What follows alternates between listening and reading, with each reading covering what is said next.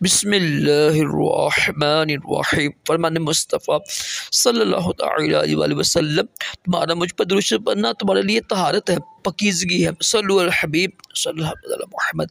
पानी 3 सांस में पीना सुन्नत मुबारक रशद अतारी नूरी दवा खाने की तरफ से।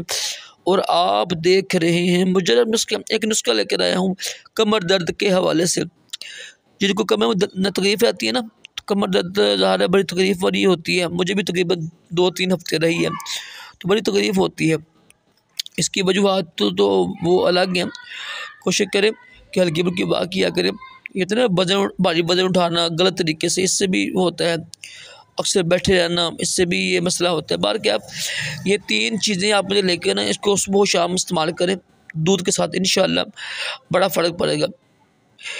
एक चीज़ है असगन नगोरी, असगन नगोरी और गोंद किकर और गोंद कतीरा। ये 3 चीज़ें लेकर ना इसको बारीक पीस लीजिएगा। सुबह शाम एक चमची दूध के साथ इस्तेमाल करें, इंशाअल्लाह कमर का दर्द ठीक हो जाएगा। बेहतरीन चीज़ है। जो रीढ़ की हड्डी होती है ना, इसको हमने मजबूत करती है। जो गैप हो जाता है अल्हम्दुलिल्लाह गैप दूर करती है। गोंद किकर गोंद कतीरा बेहतरीन चीज़ है। और जो है ना असगन नगोरी भी बेहतरीन। तो इसको इस्तेमाल कीजिएगा, इंशाल्लाह चंद ही दिनों में आपको फ़र्क पड़ जाएगा।